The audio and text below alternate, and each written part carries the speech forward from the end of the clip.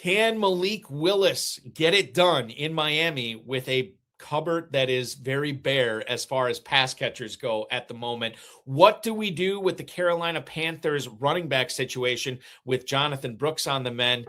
And how do we handle the Giants tight end situation with two talented athletic pass catchers there who will be catching passes from Jackson Dart? All that and much more. We've got a great show for you here tonight. Scott Hoyt, the 7-time FFPC League champion, joins us tonight. I'm Eric Balkman. Stick around. Your high-stakes fantasy football hour starts now. Can't stand the pressure. I've seen greater men that need a lesson. Broadcast live and heard around the world, you are now watching the most entertaining hour of radio on the planet. Welcome to the High Stakes Fantasy Football Hour presented by MyFFPC.com with your hosts Eric Balkman and Farrell Elliott. The High Stakes Fantasy Football Hour is your home for analysis from the best players in the world. And now, because no one else was available, here are Eric Balkman and Farrell Elliott. Solace in the scripture. Are we not all our father's sons? I became a man. Nobody ever told me what a man was. Thank you, Rob. Greetings and salutations to all of you Balkaholics. Welcome to the latest episode of the High Stakes Fantasy Football Hour presented by MyFFPC.com. I am your slightly above average host, Eric Balkman. My co-host is normally the definitive commissioner of fantasy football, Farrell Elliott. He is off this week and will return next week. I got another great co-host popping in tonight, though. Coming up on tonight's show, we will talk about the situation going on with all the rookies in the NFL draft that will be drafted here in less than 2 weeks. I can't believe we almost made it. We're also going to be talking about how to handle the Arizona pass catchers this year, McBride, Marvin Harrison, and Michael Wilson, and so much more. Before we get into the show tonight, I want to remind you of a few things going on with the Fantasy Football Players Championship. Number one, FFPC Dynasty and Empire Dynasty Orphans are still available at myffpc.com/dynasty for sale, or you can just go to myffpc.com, click on the Dynasty Orphans drop down up at the top of your screen, and that will bring up all the leagues that we have available. 77 sold out, hundreds are pretty close to being sold out, but we do have some really good prices. Dave the Dizzle Gerzak told me to tell you ridiculous prices on some of the 250 teams, the 500s and the 750s, and so on and so forth. You can basically get these teams for free the first year and manage them to a championship, which is great. MyFFPC.com is where to go for that. And while you're there, if you like playing best ball, we have two separate best ball tournaments going on right now. The Never Too Early Best Ball Tournament features a $40,000 grand prize. You can get in for $125 right now. And if you want to play Superflex, we have a Superflex Never Too Early Best Ball Tournament, $35 to enter, and you could win 10 grand. Turn $35 into 10 grand. Who would not want to do that? The one downside about those tournaments, they will close when the NFL draft starts in a couple of weeks or less than a couple of weeks right now. Get in while you can at myffpc.com and take your shot at some really, really good values in these Never Too Early tournaments and turn that into a 5-figure grand prize. FFPC Big Gorilla does not feature a 5-figure or even 6-figure grand prize. It is a 7-figure grand prize. $1 million in the FFPC Big Gorilla. $350 to enter that. 7 Bananas promo is live. We just had somebody won a free FFPC Best Ball Tournament entry for getting the 7 pick 2 times in a row. People are really winning when it comes to this. And then the early Rampage tournament going on right now. If you are one of the teams in the first 200 leagues we fill in the Big Gorilla, you're automatically entered into that early Rampage tournament. So check that out at myffpc.com. That early Rampage tournament featuring a $25,000 grand prize, 2 tournaments for the price of 1. Don't forget about the FFPC Baby Gorilla. For those of you watching this show that always wanted to play high stakes fantasy football, but thought the barrier to entry was just not something that you wanted to deal with, $125 to enter the Baby Gorilla. $100,000 grand prize, same exact format as the Big Gorilla. Get in while you can there and win $100,000. All those available at myffpc.com. Remember to like this video, subscribe to the channel, comment on the video, share it with your friends, share it with your enemies, and get notified each and every time we go live, which we will go live again next Wednesday. I'll tell you what's going on with shows next week at the end of the show. I want to bring in my co-host for the night, sitting in for the definitive commissioner of fantasy football. Who better to get than one person who has won 7, count them 7, FFPC league titles all over the place. Best Ball, Main Event, Fantasy Pros, Big Gorilla, what have you. He's done it all, and he's here joining me tonight to talk about some of those players I talked about at the top of the show, maybe some others as we get into it. Ladies and gentlemen, the incomparable Scott Hoyt rejoining the show tonight. Scott, good evening and welcome. The pride of South Carolina. How are you? Balky, great to see you. I haven't talked to you in a while, and thanks for having me on. It's good to have you. Are you wearing a Chicago Bears hat tonight on my show? What the hell? Only for you. I knew you were I was going to be the first thing that was going to come out of your mouth. That's why I wore it, my friend. Refresh my memory. Are you a Bears fan? Have you lived in Illinois? This is like your team? I was born and raised in Chicago. Okay. And moved west when I was a senior in high school to Arizona, but I always kept the Chicago roots. Cubs, Bears, Blackhawks. Wasn't a Bulls fan. That's a story for another day, but only because I went to college at ASU. A very good friend of mine was the ticket manager and always got me free tickets to go see the Suns. Oh, okay. I became a Suns fan. And that was before Jordan. So, the Bulls sucked before by the time I went. So I'm trying to think who was on this. Was this Kevin Johnson and Tom Chambers? Chambers, Alvin Adams, Kevin Johnson. Yeah. You name it. It was a lot of fun watching them free. I was always when I was growing up, I collected basketball. It's so funny. I was bringing this up. I can't remember who I was talking with a couple weeks ago on this show, where both of us collected sports cards, baseball cards, football cards, basketball cards. And then we both kind of gave it up at the same time because we started playing fantasy sports. And like the sports card collecting, I kind of lost its luster. And then we were collecting stats and building up our own teams. It was sort of weird how that happened. I have to ask you about your Chicago Bears, though, because what a time to be a Bears fan with Caleb Williams ushering in this new era of Bears football. No DJ Moore anymore. He's in Buffalo, but my God, the end of the season that Loveland and Burden have. Rome Odunze, by the way, who could have been just as good, but he was dealing with that foot injury. It seems like the Bears are coming into their peak of their powers, and you have a pretty talented head coach in Ben Johnson coaching these guys. Not only are the Bears looking good to be a Super Bowl threat in 2026, man, there's a lot of fantasy goodness on that team as well, Scott. Yeah, and I think you already hit the nail on the head. It's called Ben Johnson. Mm-hmm. I think when Ben Johnson came on board last year, that really resonated with the fan base because, trust me, the previous regimes there held no confidence in any of the fans, and it showed on the field. Yeah. And so Ben Johnson really brought that culture to a different level. I think we had a great draft last year. You had Loveland, Burden, the year before. And you said Odunze was a great draft pick 2 years ago, and he played hurt all last year. Yeah. So you got to kind of give him a pass on that. And, and Benaga, he outperformed any draft status you could even imagine. I don't think he was even drafted in any of the regular season drafts, maybe in a best ball here or there. The guy was never drafted, and look where he is. So, yeah, it's fun. It's exciting to watch. Let's hope that they continue to progress. I think the biggest fantasy mover on that team is Loveland. If you take McBride and Bowers off the sheets, I think Loveland comes to the top of that heap. I was going to ask you, like he's being drafted as tight end 3 right now. It sounds like a price you're willing to pay. Yeah, I'm willing to pay that Isaiah Likely price. I sure am. Don't worry, we'll get into him. There's no doubt in my mind we're going to talk about that.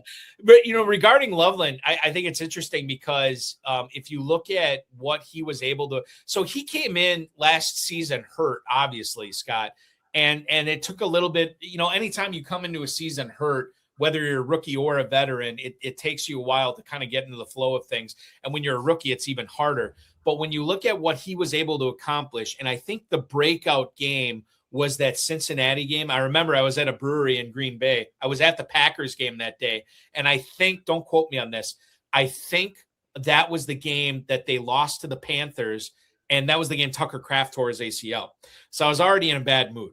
And then I was at this brewery sort of drowning my sorrows. And I watched the tail end of this Bears-Bengals game. And I'm like, my God, this Colston Loveland, is this just a one-off? 7 catches for 118 yards and 2 touchdowns. Dude failed to catch fewer than 4 passes the rest of the season. 4 passes was his minimum. The rest of the way tallied well over 20 yards. I think most of the games he was over 40. And then you look at the last couple of games of the season, 6 for 94 and a touchdown, 10 for 91 and a touchdown. You saw what he did to the Packers in the playoffs, where he crushed it that game as well. Normally, I try not to get super excited based on recency bias and what happened at the end of a season. But when you consider draft pedigree, that this guy was a slow starter because of injury, and the fact that he was a rookie, man, maybe things are just clicking, and this guy is going to be a stud in the NFL. I'm super excited to have him on a bunch of my dynasty teams. I've drafted him already a bunch this season. I hope I don't feel buyer's remorse, Scott, but based on what you're saying with Loveland, I shouldn't feel any buyer's remorse, and anybody that's drafting him as the tight end 3 should be very, very happy at what's going to happen this season. Yeah, I kind of think that he's going to kind of take that whole McBride leap that McBride did in year 2. He's got the quarterback, he's got the pedigree. What's interesting about Loveland, people maybe do or don't remember, is when he was drafted by the Bears, a lot of draft experts had Tyler Warren going to the Bears and not Loveland. And I kept saying to my buddies, Loveland is a better prospect for that Bears offense than Ben Johnson. And sure enough, that's exactly how it panned out. And there were some Bear fans that weren't really all that thrilled about Loveland. They wanted Warren. And I think the rest is history here. And I think I will draft him wherever I can this year. Yeah, I'm excited for it. I remember when I was drafting in the Kentucky Fantasy Football State Championship, Farrell puts on the big Super Sunday draft extravaganza in Louisville on Saturday and Sunday of Super Bowl weekend. And I feel like I think I drafted like 7 or 8 teams that weekend. I bet I got Loveland at 5 of them. And it wasn't like I was trying to. Like, it just, he kept falling and falling. I'm like, well, I guess I'm going to take Loveland. And I was fine with not paying up for McBride or Bowers. But when Loveland's available in like the 5th or 6th round, again, that's non-tight end premium scoring. But when he's available in the 5th or 6th round, I'm like, okay, I got to take advantage here. And I think he gives you a similar advantage, not the same, but I think he gives you a similar advantage over your opponent on a week-to-week basis that like what McBride gives you. What Bowers, I would imagine Mojo's got them pretty high. Yeah, third round. In fact, that's a great point. I'm going to look that up right now. And by the way, fantasymojo.com, at FantasyMojo on X. Darren Armani is the godfather of the Pros versus Joes Championship that we put on every year at the FFPC. He puts the whole thing together, and he has a great website. If you're playing in the FFPC, highly recommend you get a subscription to Fantasy Mojo. Right now, in the Never Too Early Best Ball Tournament, Scott, I'm looking over the last week and a half. I see McBride as tight end 1 at 108. I see Bowers as tight end 2 at the 110. So basically back-to-back in the first round. But you can get Loveland. He's fallen a little bit now. Tight end 3, he goes at the 302, which is very compelling to me, because if you are drafting in the FFPC, you could ostensibly start your draft with either Bijan Robinson or Jahmyr Gibbs, and then at that 2-3 turn, you could get a guy like London or Neighbors, at wide receiver, and still get Loveland in the 3rd round. A tremendous way to start your that would be a dream first pick right there. Not only is it a dream, Scott, it's like this is average. Like an average start. That's what you could get right now with Loveland. I'm curious, not that I want to keep talking Bears here, but you said, why do you want to talk Bears? I know. Well, listen, I'm a fantasy guy too, so I love talking about great fantasy assets. I have a great story about that too. We got to get to that one. Okay, about Loveland? No, about me being a Bears fan, you being a Packer fan. Okay, we will get to that shortly. In fact, we'll get to it next. I just want to bring this up real quick. You mentioned that you thought Loveland would be a better fit for the Bears offense than Tyler Warren. What led you to that? Why do you think that he is better for the Bears than what Tyler Warren could do for them? So I guess I just used Ben Johnson's offensive schemes that he held in Detroit, and you saw what Laporta did.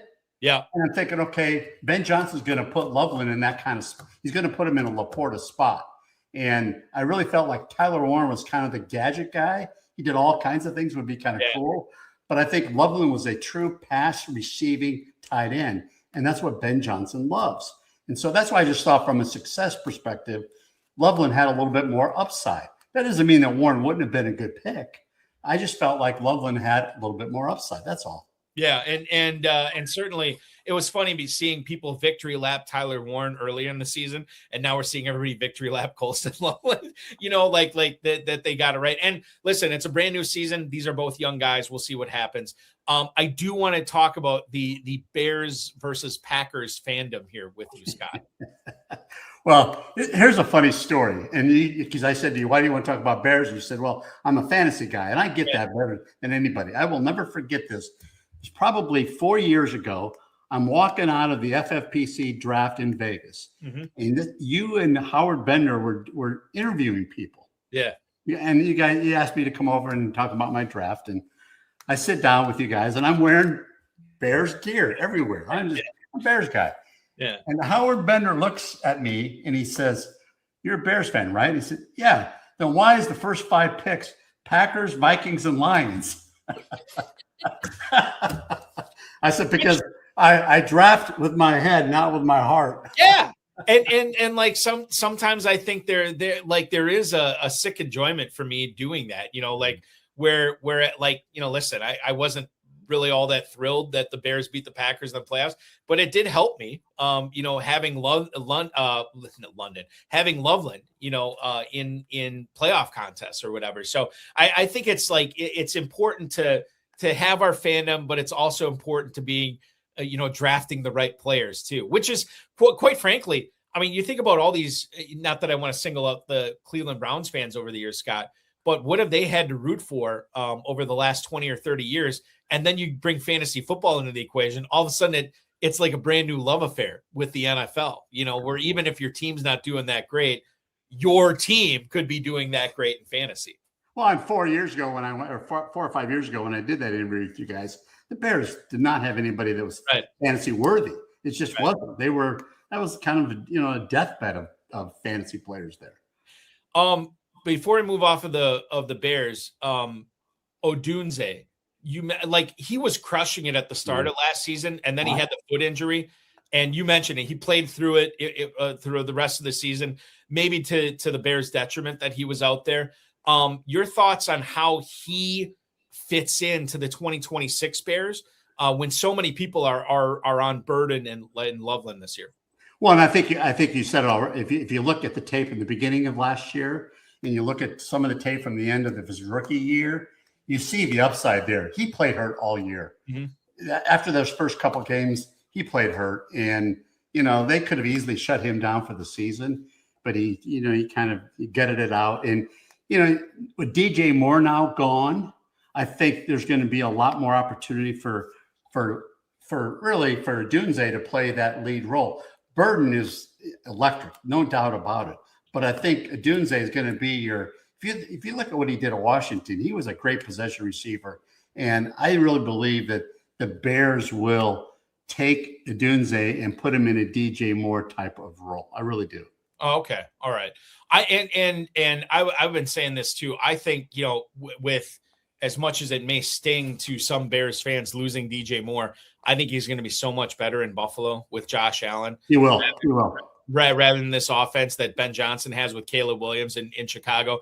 I think that Johnson, while everybody says he handpicked these guys. Well, Ryan Poles is the guy who handpicked these guys, but Ben Johnson definitely had some input on it. Yeah. And I think with the addition of Loveland and Burden, Cecil Lammy from Football Guys always says this, the secret around the NFL is fit. It's all about fit. And these guys just happen to fit Ben Johnson's offense much more so than DJ Moore. And oh, by the way, DJ Moore probably fits Joe Brady's offense with Josh Allen in Buffalo better than he did in Chicago. Yeah, and I don't know. I mean, I'm sure you watched all the Packer games. I watched all the Bears games. There was something missing between DJ Moore and Caleb Williams. Yeah, totally. I don't know. I can't put my finger on it. You could just tell at times that DJ Moore, the chemistry just wasn't there. And he had a couple of great games. I'm sure you'll remember the game that he beat the Packers on and all that stuff. But nonetheless, I just felt like something was amiss. And so when this Moore trade came about, didn't surprise me one bit. That had been rumored for a while. Yeah. And you're right. He fits in a great spot. I think fantasy football, as you know, is a very situational. Where you put a guy, and if he's in the right situation, he could or could not thrive. Scott, who screwed up that last play against the Rams? Was that a Caleb Williams thing, or is that a DJ Moore thing in the playoffs?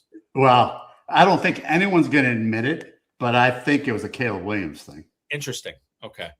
I don't think, I think DJ Moore felt like he might have contributed to that rumor that it was Caleb's fault, and I think that's what kind of put the final nail in that coffin. I think. Yeah. Well, hopefully it's a better thing for all parties considered going forward here. And listen, if it's a Bills-Bears Super Bowl this year, sign me up for that storyline. Oh, come on. No way.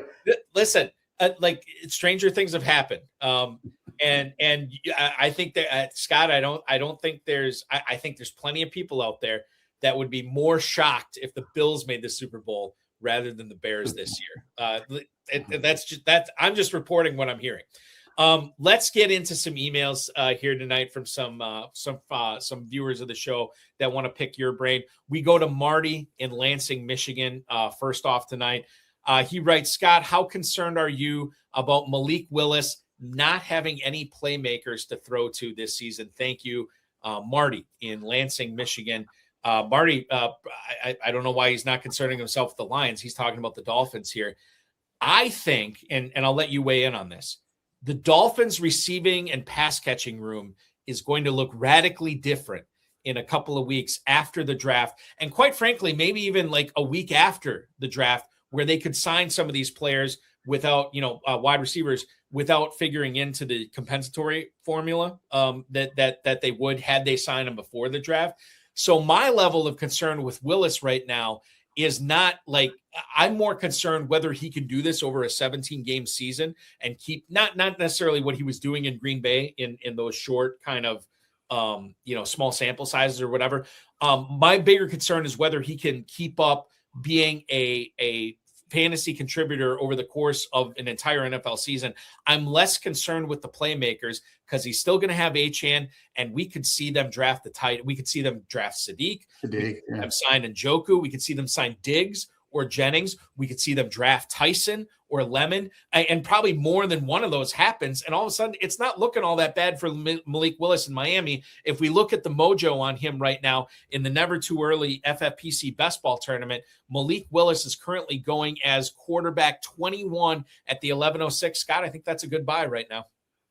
I would tell you my first gut reaction is, yeah, that is a good buy, because I think if you look at Willis and really the dialogue behind Willis, it's probably the most volatile in terms of player now, volatile and heavily situation driven because of what you just described with his offense.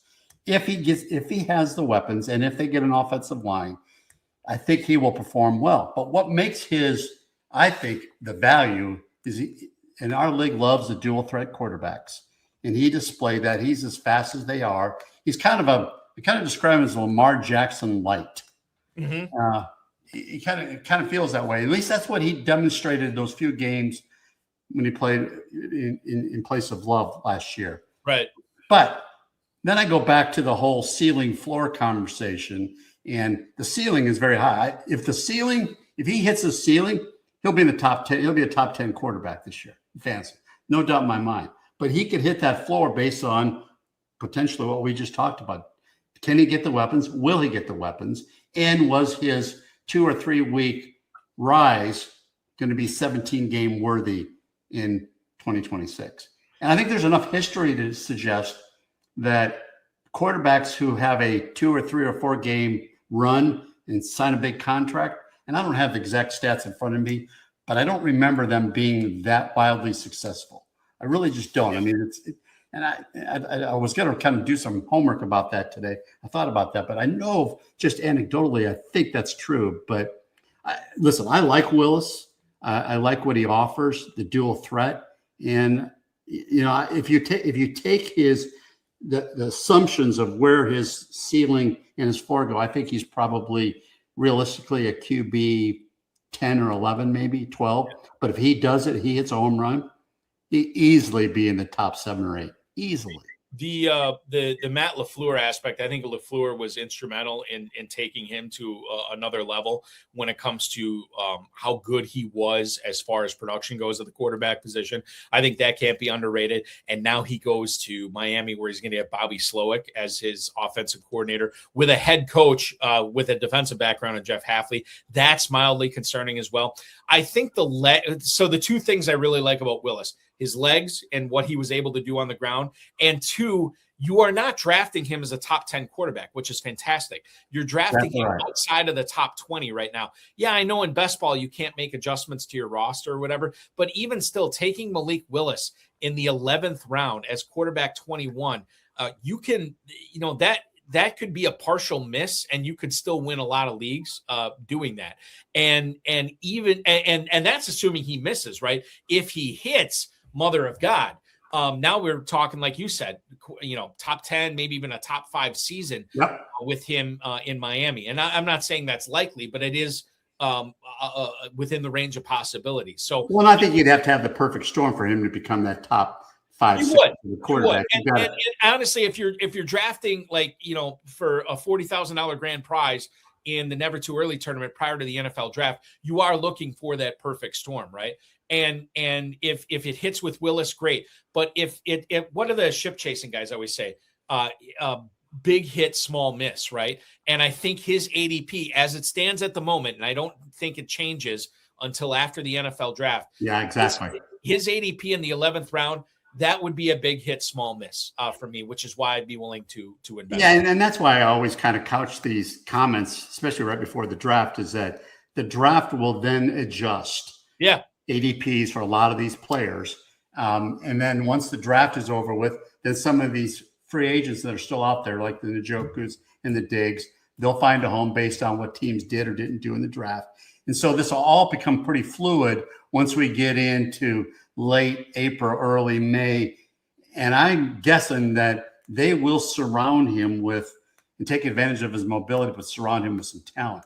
If that's the case, that value that you talked about in the 11th round, I believe probably goes up a little bit. Definitely. Today, I'd be comfortable if I was on just a season fantasy league. I'd be very comfortable with him as my QB2 all day long. John Eric Sullivan said that, and maybe this is GM speak, I don't know, but he talked about this is not just like a placeholder type thing. Like they're investing in him like for a significant long-term guy. That's how they view him. Wow. You cannot sign Willis to that deal and say that about him. If you're not being disingenuous, you have to be able to surround him with some talent. You do, and you better. And I'm not overly concerned about the whole HN thing because that's not a big deal today. Right. But does that rear its ugly head? And frankly, is HN in his head thinking, wow, Willis is a mobile quarterback, Tua was not. Does that take away some of my production as a running back? Yeah. And so that could be part of that. I don't know.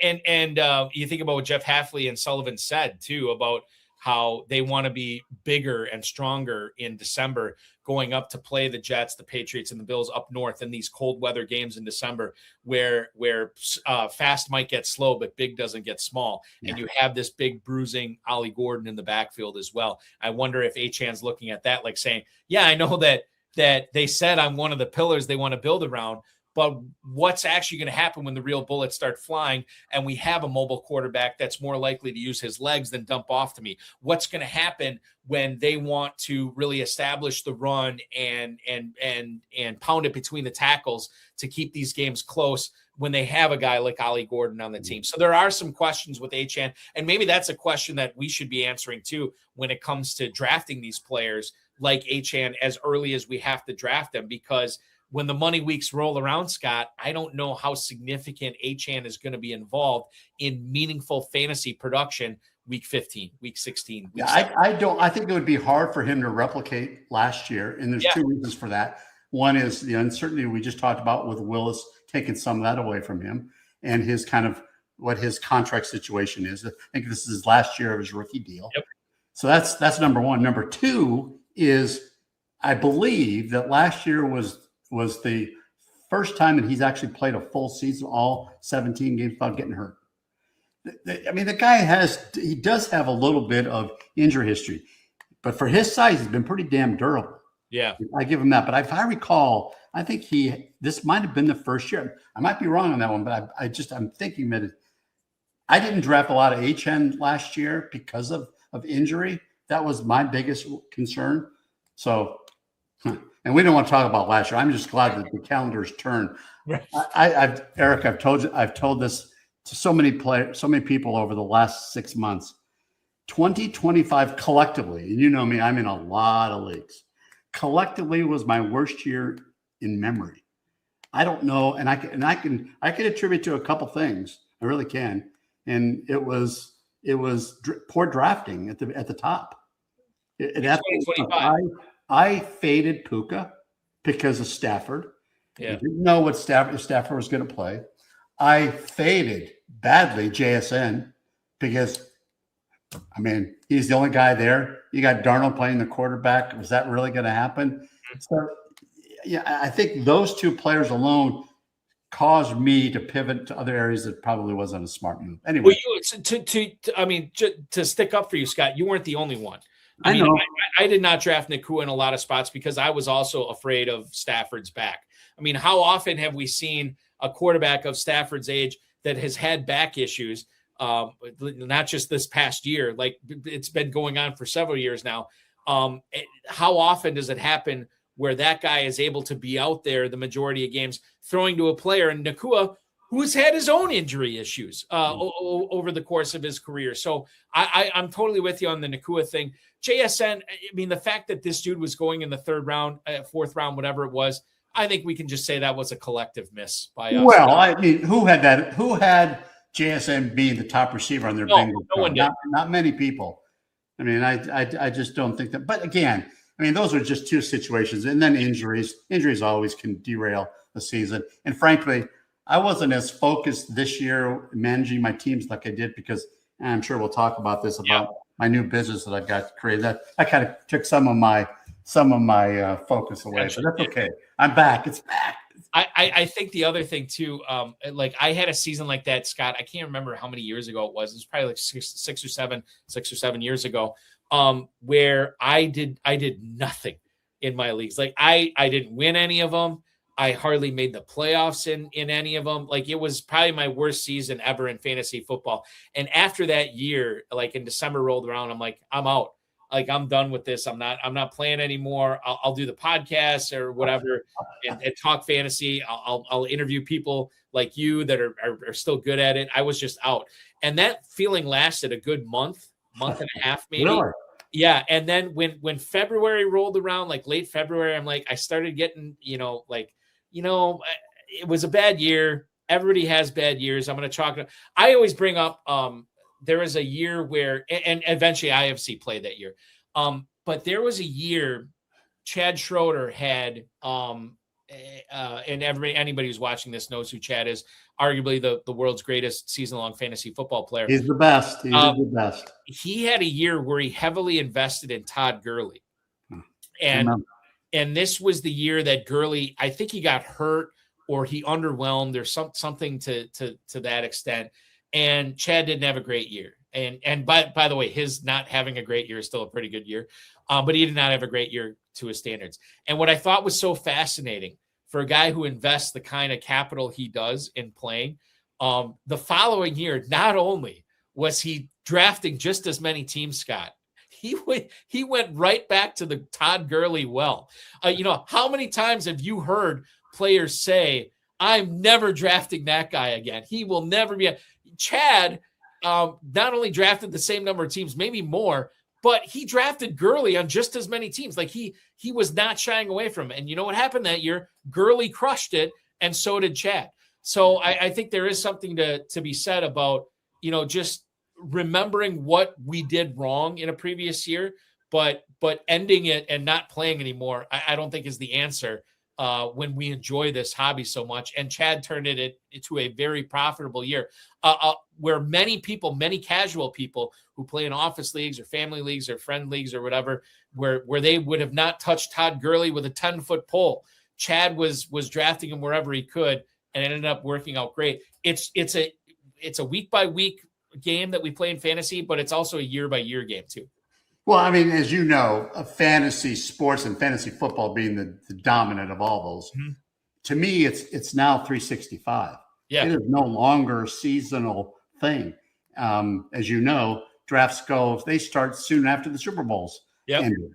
And especially with Dynasty the way that it is, and it has become really the only fantasy sport that really, I think, shows up really year round. And the NFL's done a great job of really promoting this league the way they have. And I think the fan experience has been tremendous. So, I mean, as you know, I've been playing fantasy football since 1989. I was part of the fax generation. That's what I call it. I had to fax it in on Friday night, and I couldn't make any changes after Friday night. So you know how that goes. I love that we have the greatest generation, the baby boomers, and then the fax generation prior to Gen X and what have you. Thank God for the internet. Thank God for the internet. Well, thank God for the internet. Otherwise, I wouldn't be able to read this next email we have from John in Jacksonville, Florida. He writes, Scott, how much is Jonathan Brooks going to eat into Chuba Hubbard's opportunities in 2026? John, we appreciate the email. Scott, Brooks has been sort of like this quiet asset in the Carolina backfield the last couple of years. Obviously, injuries have kept him off the field. But Rico Dowdle's in Pittsburgh. I mean, it's Hubbard, it's Trevor Etienne, and it's Jonathan Brooks. How much are you buying into this little bit of hype that Brooks has been getting? You know, kind of. I don't want to say it's crescendoing, but it's definitely getting louder. Yeah, in fact, I heard something this morning on my drive to Starbucks.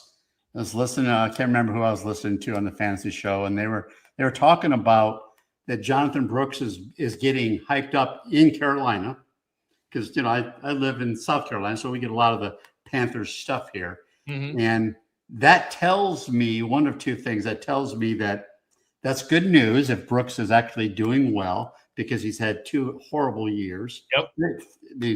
And he's a talent, but the fact that you let Rico Dowdle walk to the Steelers tells me that they have some faith that Brooks is fully healthy and ready to contribute, because in my opinion, they lost, meaning the Panthers, I felt lost a little bit of confidence in Chuba Hubbard last year. And maybe that was because Rico Dowdle showed up and Chuba didn't.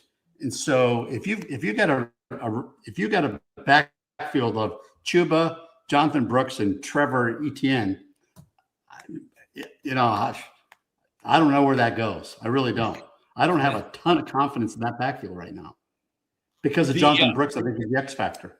Yeah, he is the X factor, 100%. When it comes to that, and I think both of them. I'm going to look at the mojo on them right now. If you look at what it costs to draft a Carolina Panthers running back right now, knowing this sort of nebulous situation we're in, Hubbard is running back 28 at the 6'10. Jonathan Brooks running back 47 in the 13th round. I'd be much more willing to draft. I mean, this goes without saying. I'd be much more willing to draft Brooks over Chuba Hubbard at that point. But Hubbard's not necessarily totally off my board, Scott. Well, yeah, no, and I think if his value drops and Brooks is rises, then you have to say, oh, wait a minute, Hubbard might still be a pretty good value. Right. We played that game 2 years ago and burned a lot of people. That nobody was drafting Hubbard. And look what he did 2 years ago. If Hubbard can show what he did in 2024 and 2026. That's a completely different story. But something tells me that the Panthers feel like Brooks is healthy. And I'm sensing that. And so I think that's where that value is coming in. We'll see. Again, let's see what happens at the draft. The draft. Do they draft a running back? I don't think they will. I think I think they could, one of those teams that could draft best available. I mean, you talk about Sadiq landing spot. That could be a pretty good spot for that. I absolutely love that. I do too. If that happens, for sure. Yeah. The Carolina Panthers offense, I think, is going to get very, very interesting, regardless of if it's Sadiq or whoever, because I think when it comes down to it, they are going to get a difference maker, whether it's round 1, round 2, round 3. They're going to get a difference maker that's ready to contribute from day one on that offense. And I think that's going to help Teteroa McMillan. It's going to help that backfield as well. And if it's Sadiq, yeah, wheels up. And by the way, like, I know everybody's kind of written off Jatavian Sanders. I'd be excited to see what the Panthers can do with Sadiq and Jatavian Sanders on the field, especially the way the NFL is trending right now. I think that'd be very compelling for fantasy football for sure. Yeah, I think if you recall last year, Sanders was a hot pick, and certainly in best ball, he was going pretty. I mean, there's some great value there, and I think there's a lot of talent. I think the other player in the Panthers that I think is going to have a good year, Coker. Yes, there you go. Yes, yeah, yes. And by the way, I think McMillan is a stud. Yeah. So, I mean, if Bryce Young can continue his progression, Panthers could have a good offense. They really could. And in that division too, exactly right. Tampa and New Orleans and and Atlanta, I think they can do numbers there for sure. Let's see what the draft produces, and then we can have that conversation again. Yeah, but I'm with you on McMillan. Our Wednesday night guest on HSFFO, Jeff Jameson. I think it was his most owned player was Teteroa McMillan, and I didn't ask him about him because I don't know what question we can craft about Teteroa McMillan right now. Yeah, he's awesome, and yeah, he's on the upswing. Like he's a player you want to be in business with right now, and certainly regardless of what the draft brings, it's not going to hurt McMillan. It can only help him going forward. I like their offense. I like what they're doing. Yeah. I want to go to Ken in Englewood, Colorado. What's up, fellas? Are you buying into Michael Wilson's big finish last season? I appreciate you. Ken in Englewood, Colorado, we appreciate you. Thank you so much for emailing in. Wilson's a guy I'm not, and Scott, maybe you'll have a different thought on this. I'm not buying into him necessarily all that much. And I have several reasons. Number one, I don't think what Arizona did last season is going to be replicated this year. Seemingly, when I watched Red Zone on Sunday, it was like right after, they show all the kickoffs or whatever. And then seemingly the Cardinals would be down 14-0 5 minutes later, or 17-0 in the first quarter. It was crazy. And Arizona had a historic high passing volume last season. And I think Wilson was a big beneficiary of that. In fact, we saw him pick up steam when Arizona really started getting battered in that backfield where they're down to like running back 4, running back 5 as their starter. That's when we saw Wilson really turn it up. And then they were missing some guys, some pass catchers on that offense as well. I don't think that continues. I still have not written off Marvin Harrison. I just drafted him in a league yesterday. Where I still think there's plenty of meat on the bone there. I think Wilson's going to take a step forward. Beg your pardon, Harrison is going to take a step forward. And you still have Trey McBride on that offense. When you look at what you have to invest into Michael Wilson right now in the FFPC Never Too Early Best Ball Tournament, Michael Wilson is costing you an early 8th round pick. He's wide receiver 38 right now. I feel like that's too high. I understand, having the big end of the 2025 season probably means good things for him. That's not always the case. And I think this is one of the cases where I'm probably letting somebody else draft Michael Wilson this year. I'm not as high on him as consensus. Yeah. And you and I think absolutely alike on this one. I think there's going to be a bit of an overreaction on Michael Wilson this year because of what he showed in the second half of last year. And again, I think the dynamics of that you already pointed out is one is Marvin Harrison Jr. This is year 3. He's got to either show up or right. Go out. And I think he's got the pedigree to show up. Now you got a new coach in there, and Mike LaFleur. So let's see if he can bring in some different dynamics there. The only way that Wilson could even come close to replicating those stats is that he's got a major role and shares volume. And the key piece is, does he share volume? Well, you just said it. You got McBride. You got Marvin Harrison Jr. You got James Conner coming back. You got Algier in that backfield. I don't know if Wilson can share that volume to be able to substantiate what he did last year, or at least that carryover. I think if he's a ceiling guy or a floor guy, I think I'm closer to somewhere in the middle of that. I don't see him as a ceiling guy this year. I don't see him as a floor guy either. I mean, I think, could he get – I'm looking at maybe 60, 65 catches, maybe 750 and 4 to 5 touchdowns. Well, that doesn't I think he did that in the last 6 games of the year. Yes, exactly. So I'm with you. I'm with you on this one, Balky. I don't know if I trust Wilson doing that again, given their situation. You got a new head coach, new offensive coordinator. What does that bring? And Marvin Harrison's got to show up. He's got to show up. I mean, I'm still believing in the pedigree. Maybe you have to. You have my to. own fault, but I still believe in the pedigree of Harrison. And how many years did it take for Wilson to break out? That's the other thing I didn't bring up too. Like, he's had ample opportunities over the course of his career. And then when all this perfect storm kind of stuff emerged, that's when Wilson broke out. I think that's kind of like a fake breakout, or a fake out, as it were.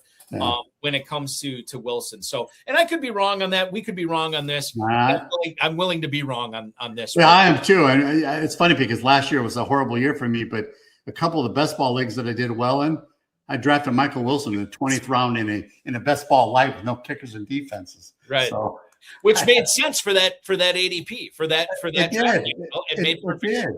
And by the way, I want to. You promoted Fantasy Mojo. I got to tell your audience again, if you're playing FFPC and you're not getting the Fantasy Mojo, you're making a wrong decision. Yeah. Get all over that. I love that. In fact, one of my leagues at FFPC last year, I drafted against him. How did you do? Actually, I beat him. I did beat him. Neither one of us did well. So, but it's funny because he was 2 spots away from me in the draft. I think he was drafting 4. I was drafting 6. I knew exactly where he was going. Right, exactly. Yes, yeah. I knew if he's drinking his own Kool-Aid, I knew what he was going to do. So it was fun. He's a good guy. As you know, he's great. Yeah, super nice guy. I hang out with him in Kentucky and Las Vegas every single year. And I will say this too. And Darren, he always pumps up his website as like a preseason website. And I always kind of like call him out on that, especially on the show. Like, he does so much stuff in season as well. With all the bidding, you get to see where players are going and everything like that, keeping track of everything that's going on throughout the season. It truly is a tool that spans over the course of 12 months. Like, you really get a lot of. Yeah, I love the tool. It's worth every penny you ever would have to pay for that. Yeah, and he doesn't charge enough. He actually, you're right. He doesn't. 4 or 5 years ago, like I think like multiple people told him, like, you really should be charging more for what you're doing. And then he finally did. He charged more, and it's still super affordable, for a membership there. I love it. I love it. So anyway, I wanted to point that out. Yeah, no, that's great. And I know he appreciates it. I definitely appreciate it as well. And Scott, we can't get away with. I know where you're going with this, Balky. Exactly.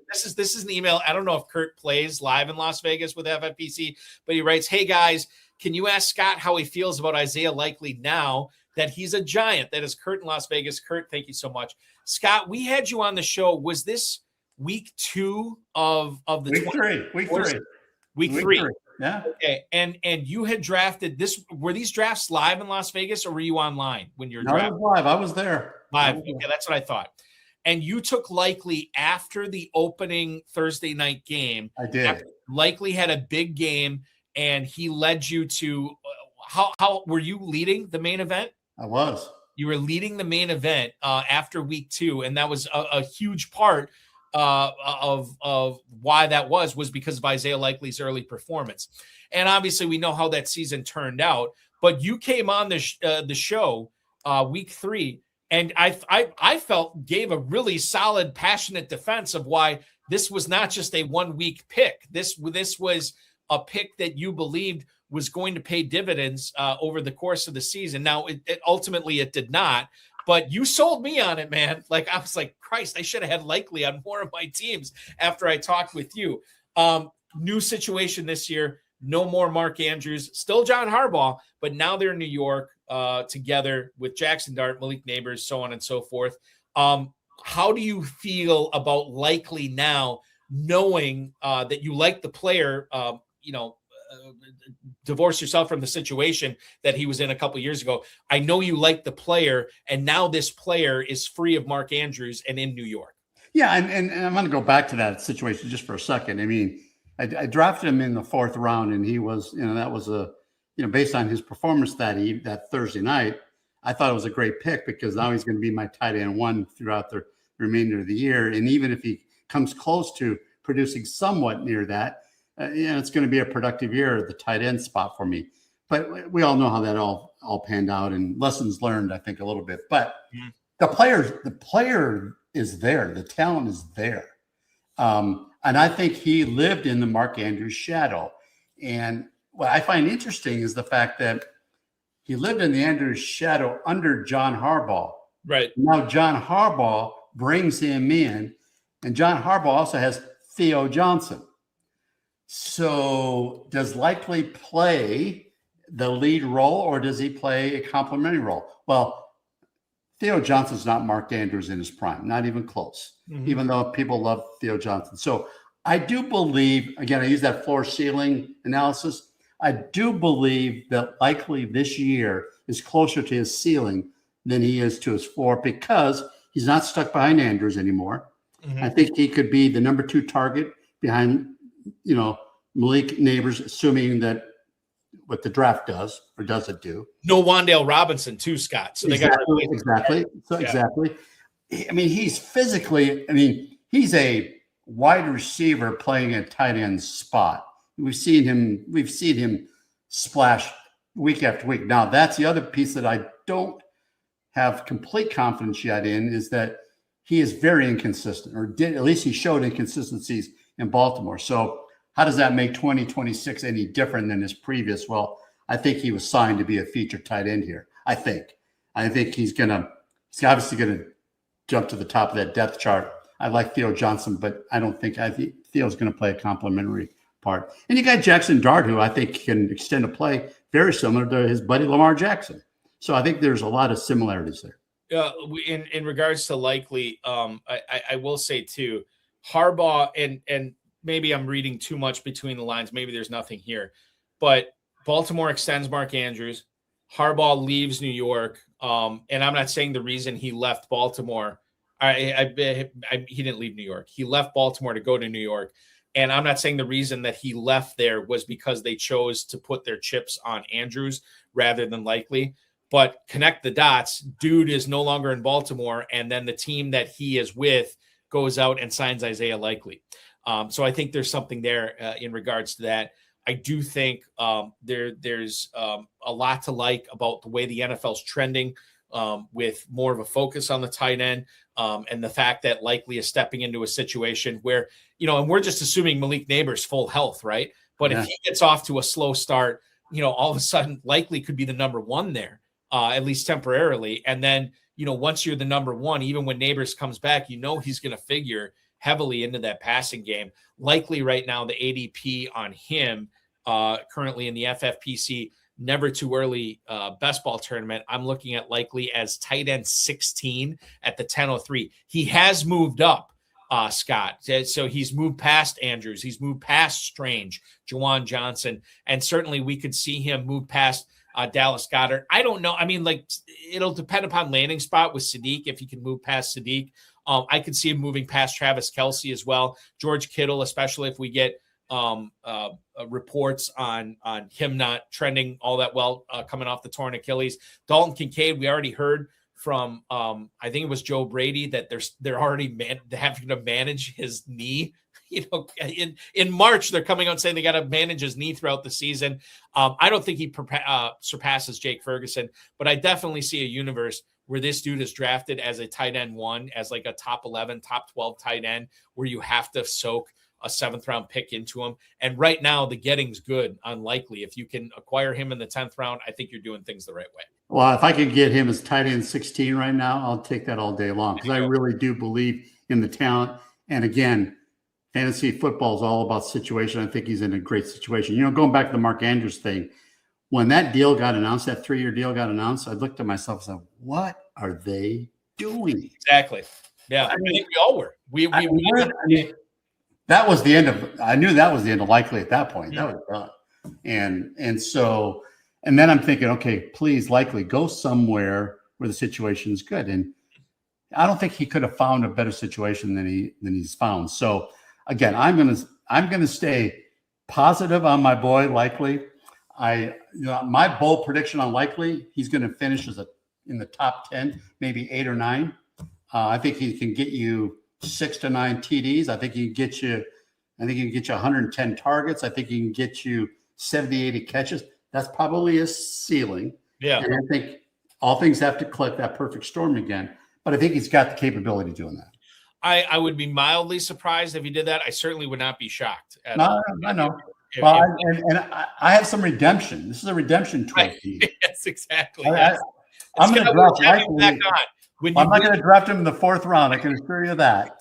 If you see me do that in Vegas live, pull me out of my chair and send me down to my room.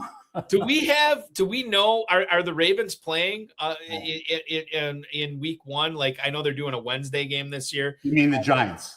Okay. Or the Giants. Yeah, the Giants. I guess we don't know but if he ends up going 8 for 90 and a touchdown. Yeah. You know, what's interesting is that it's kind of a bummer. We got Thursday night game is now Wednesday night game. Right. Yeah. And there's a Friday night game, or no, I think that Friday now is Thursday. It's Thursday. Yes, exactly. 100%. So there's no Friday game. No Friday game. Yeah. Yeah. That's wild. Yeah. What else is wild is your ascent into the fantasy football industry. Not only are you heading up fantasy sports strategies right now, Scott, but on the FSGA board. Congratulations to you, my friend. This is awesome stuff. Thank you. Thank you. Well, you know what? If the truth be told, I have the FFPC to thank for a lot of this, frankly. My conversations that I've had with you and Dave and Alex over the years always gave me the passion for this industry to do something more than just drafting. Right. And I had retired from the corporate world 5 years ago and thought, what better place for me to kind of hang my hat on in this industry, but really didn't know where to go. And I just kind of poked around a little bit. And then I got I talked to Alex and David about the FSGA a little bit, and they were, they were happy with FSGA, but they didn't really think that there was a role there for me. Mm-hmm. And I thought, okay, let me check it out first.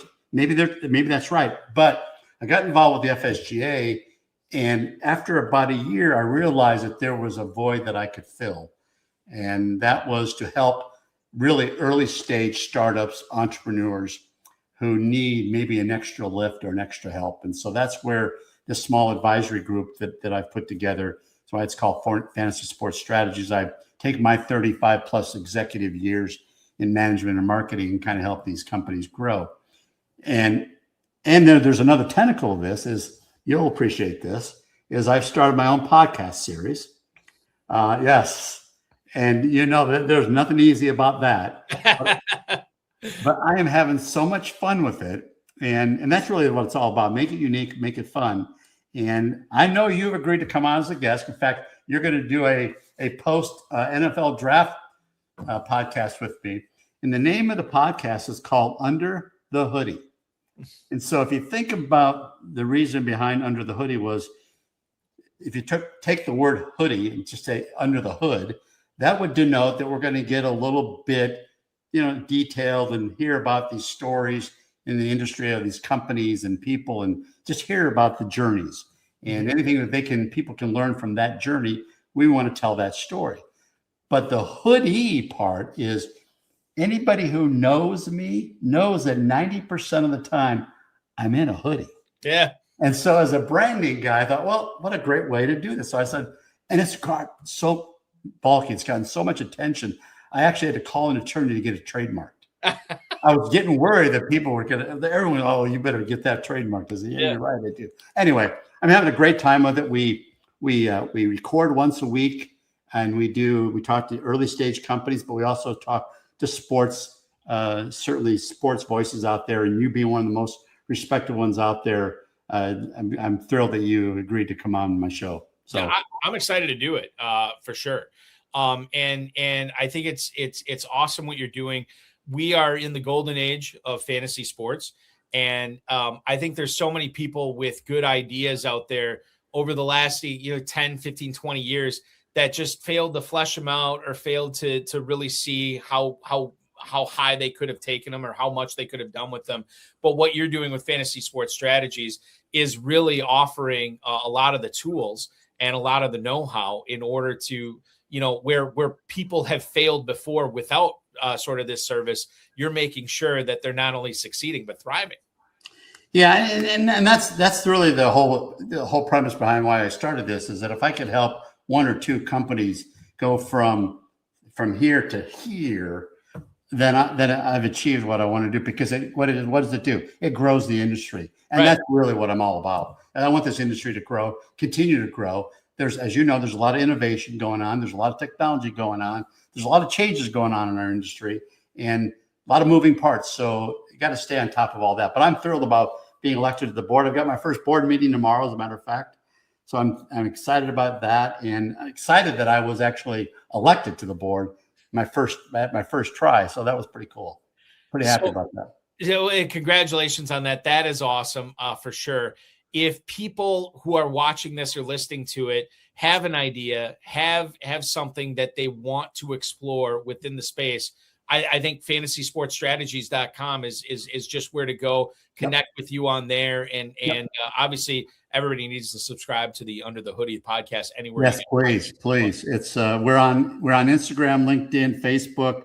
Our handle is on X is FSS Strats, so Fantasy Sports Strats. And I'm always, as you know, I'm always up for a conversation on this industry. Always. So much fun. It's talking about the ins and outs in strategy of winning, but strategy of creating something that is long lasting in the industry. Certainly, I'm all for it. It's exciting to see how many ideas.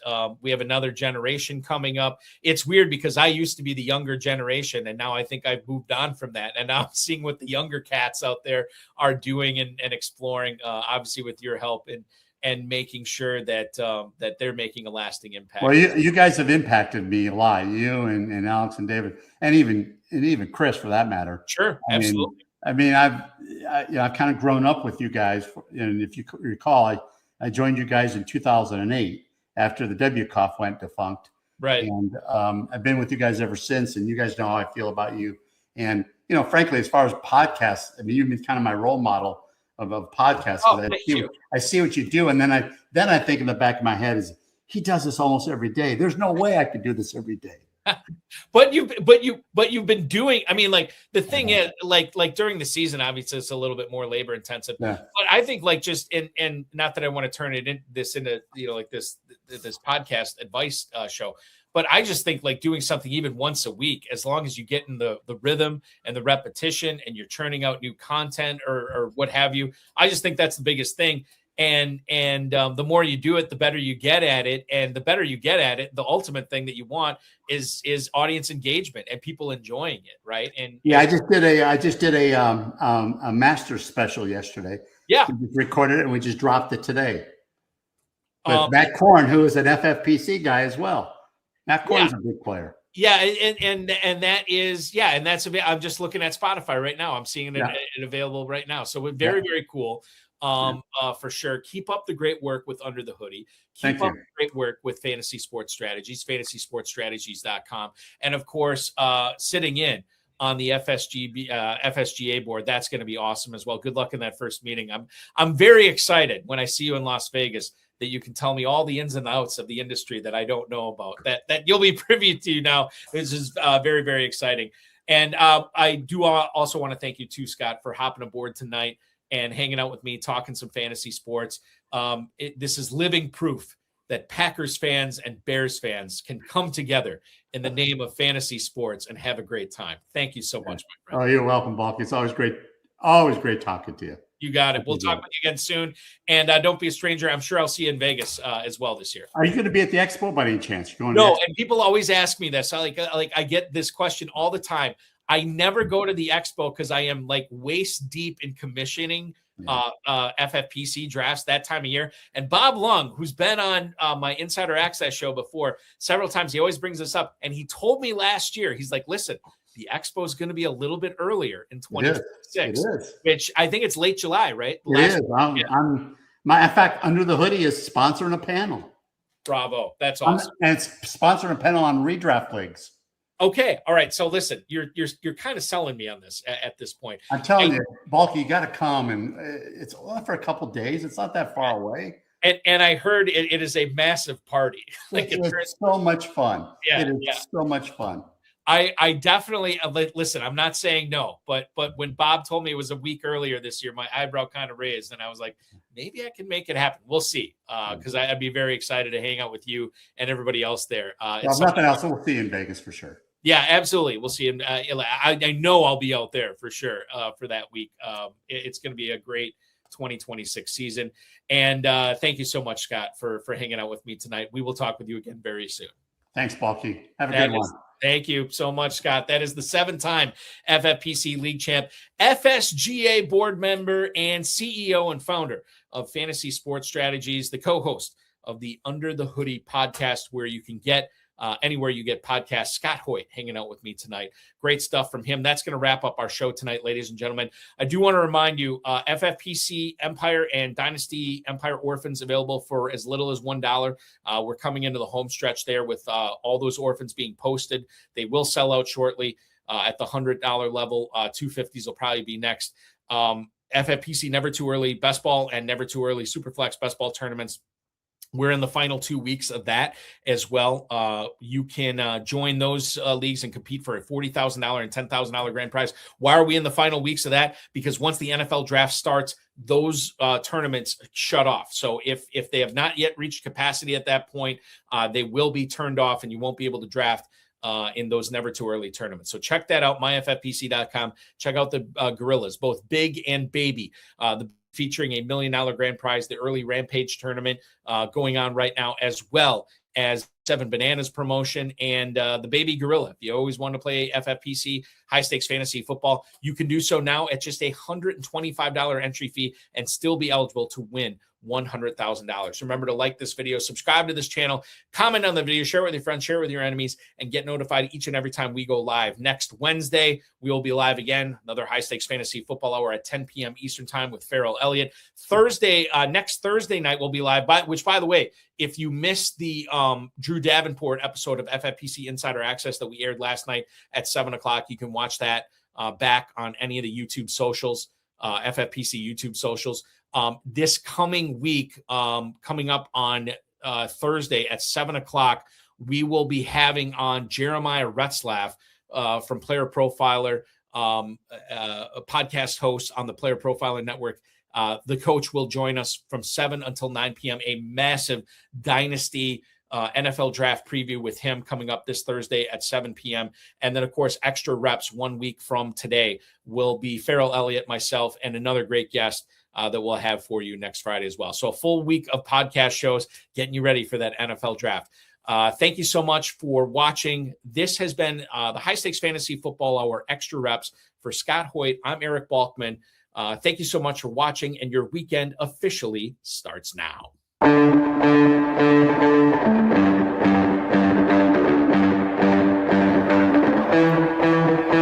This has been another episode of the High Stakes Fantasy Football Hour presented by myffpc.com. It was broadcast live and was watched around the world. Balky and Farrell will be back next week with more analysis, more interviews, and more advice from guests much smarter than they are. Thanks for watching, and we'll talk with you again next week. Yourself.